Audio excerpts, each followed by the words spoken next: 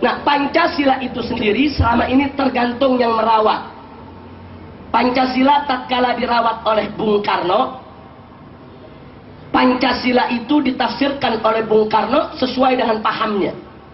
Karena Bung Karno berpaham nasakom, punya cita-cita untuk menyatukan nasionalisme, agama, dan komunis, maka Pancasila versi Soekarno mengizinkan komunis untuk hidup subur di Indonesia. Walaupun komunis itu sendiri tidak sesuai dengan sila pertama dari Pancasila, tapi karena kebijakan politiknya adalah di tangan Soekarno, dan Soekarno yang merawat Pancasila, maka Pancasila ini ibarat bayi.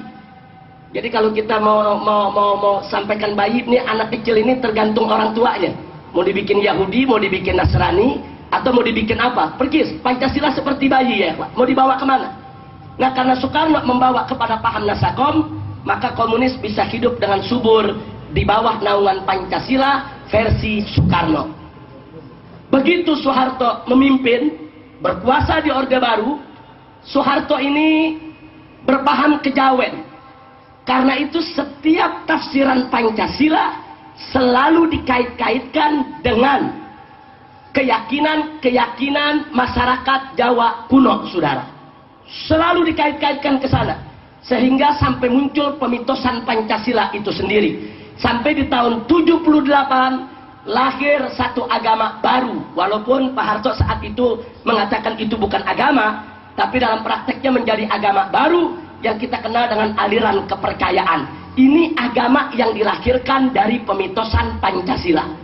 Karena Pancasila dijadikan satu mitologi, kemudian akhirnya melahirkan satu kepercayaan kepada Tuhan Yang Maha Esa yang membenarkan semua agama, lahir yaitu aliran kepercayaan pada tahun 77 yang kemudian pada tahun 78 dimasukkan dalam TAP MPR RI tentang GBHN.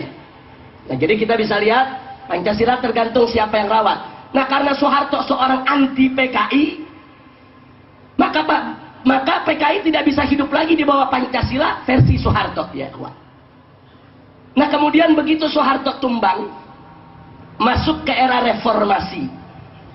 Nah, sekarang begitu kita masuk ke era reformasi, Pak Habibie yang berkuasa.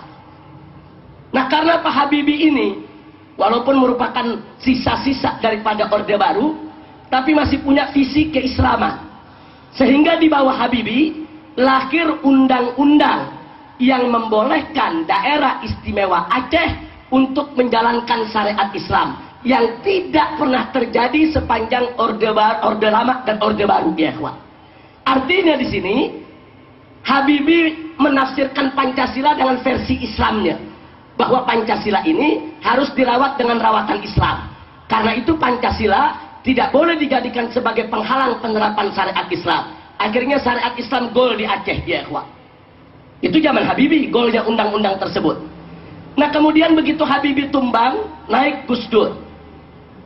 Karena Gus Dur ini seorang liberal sejati, pemikirannya bebas, akibatnya Gus Dur pun merawat Pancasila dengan pahamnya yang mengusung kebebasan.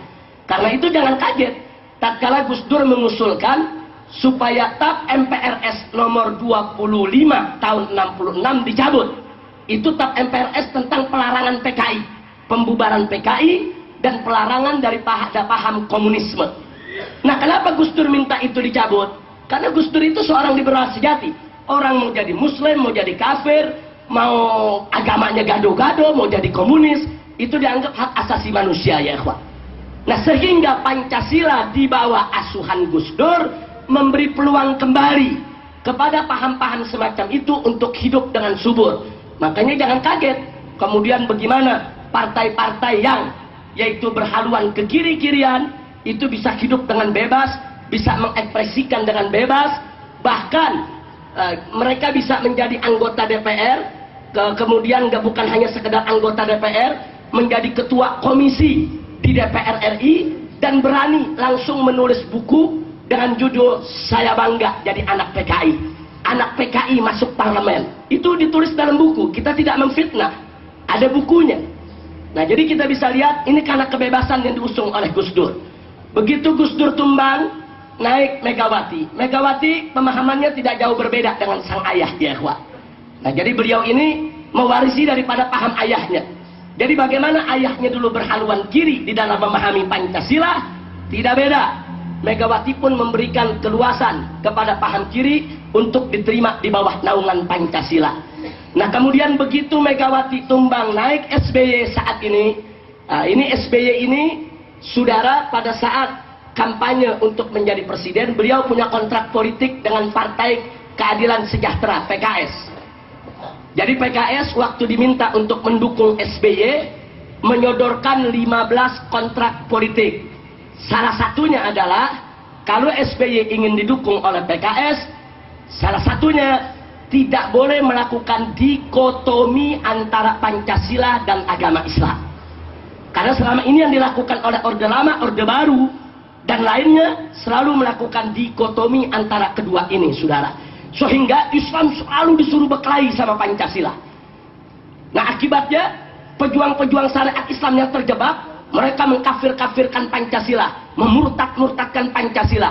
Pendukung Pancasila tidak mau kalah. Mereka pun mengatakan pejuang-pejuang syariat Islam ekstremis, fundamentalis, bahkan belakangan disebut teroris ya ikhwan.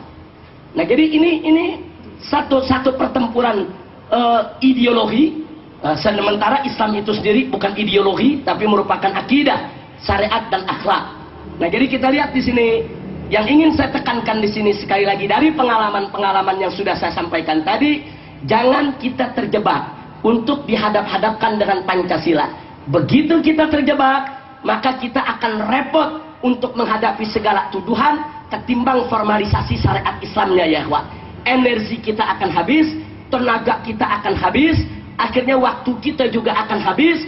Kita tidak akan punya waktu lagi untuk mempositivisasi daripada syariat Islam, mentransformasi daripada syariat Islam, karena kita akan kewalahan untuk menghadapi segala tuduhan-tuduhan. Oh, ini anti Pancasila, ini subversif, ini ingin mendirikan negara, oh ini ingin menggantikan dasar negara, oh ini ingin menghancurkan NKRI, dan seterusnya dan seterusnya. Dan ini sedang dimainkan oleh mereka. Contoh, saya kasih contoh. Pada saat saya dan kawan-kawan dari MUI, dari FUI, kemudian begitu juga dari aktivis-aktivis NU dan Muhammadiyah yang punya peduli terhadap pornografi dan porno aksi, menggelar aksi 1 juta umat di Jakarta.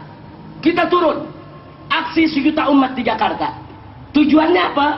Hanya untuk mendukung keluarnya, disahkannya RUU anti pornografi dan porno aksi. Besoknya Gus Dur dan kawan-kawan juga menggelar aksi. Walaupun yang hadir bisa terhitung tidak banyak ya ikhwan.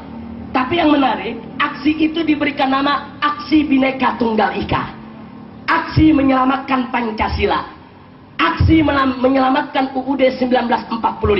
Artinya apa? Gus Dur dan kawan-kawan mencoba untuk mencari momentum agar para pejuang syariat dihadap-hadapkan kembali dengan Pancasila ya ikhwan. Karena kalau itu berhasil, berarti pejuang syariat ini anti Pancasila, musuh Pancasila, mau mendirikan negara, mau membubarkan NKRI, mau merusak Bhinneka Tunggal Ika, dan seterusnya dan seterusnya. Tapi alhamdulillah upaya tersebut tidak berhasil. Nah, cuman kita mesti waspada. Upaya-upaya mereka yang anti penegakan syariat Islam akan selalu berupaya untuk mendorong kita dihadap-hadapkan dengan Pancasila. Maka itu jangan terjebak. Sekali lagi, jangan terjebak oleh apa yang mereka sedang upayakan. Maka itu di sini saya tuliskan Pancasila. Tidak ada satupun sila dari Pancasila yang melarang penerapan syariat Islam. Tidak ada. Bahkan jika sila-sila dalam Pancasila dipahami secara benar, justru menjadi pintu gerbang untuk penerapannya. Artinya, kalau mereka orang-orang sekuler mencoba menjadikan Pancasila sebagai tameng, sebagai kendaraan untuk memberangus daripada gerakan-gerakan Islam, maka pejuang-pejuang syariat Islam harus pandai menggunakan siasat. Jangan biarkan mereka yang menafsirkan Pancasila. Jangan biarkan mereka yang menerjemahkan Pancasila. Jangan biarkan mereka yang merawat Pancasila. Tapi Pancasila itu harus ditafsirkan dengan tafsir kita, harus diartikan dengan arti kita. Jangan sampai kita dihadap-hadapkan dengan Pancasila, Karena kalau kita dihadap-hadapan dengan Pancasila, maka mereka akan bisa